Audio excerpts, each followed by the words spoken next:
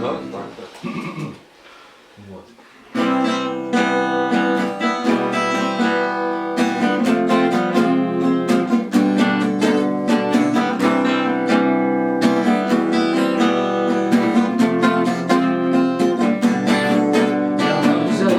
Лиза черный парасон на ноги натягнула, черные панчохи, я сказала, ось і скончився твой сон. Она сказала, чекай, побудем яшчэ трохи, яшчэ й шнапс і драп, а потым будзе секс, яшчэ й вольны час і вольная прастора. Яна сказала, так, але не ўгадуйся, змяніўся ветер, я плюва, актора, ходи цяпер са мной, ты будешь только мой, згадуй все речи и мой топич, не закрыли газ и не спыни час, сказал я ёй, чакай, побудзем яшчэ крыху.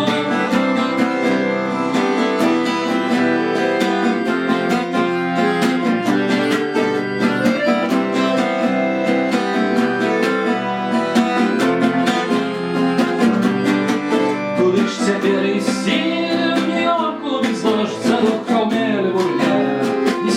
В Стокгольме, так ты не пойдешь? Нет, шкода, а ты что с ними тут с тобой? Межинши тут прикольный, тут схож на халат, на площадь червоная видна, схож на куда, выглядывает подкуда. Она сказала, досить, я пойду одна, и чё решал лежать, как бои на узок, и он сказал, бывай, а сам сказал, погуль, поглядим, что с тебе, чёрная козёма, одежный трамвай.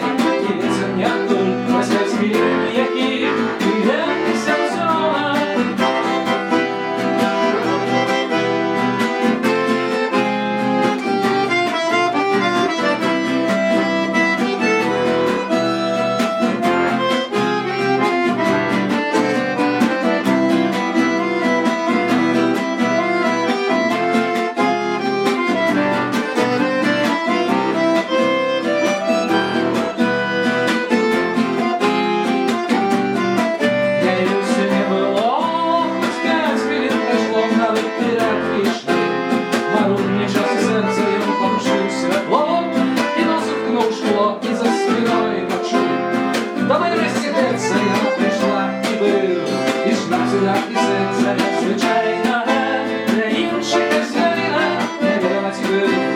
У гетні і серце є тільки крик, почувся ця звірина, взяла я лізою, чорний парасон із твоєї ноги.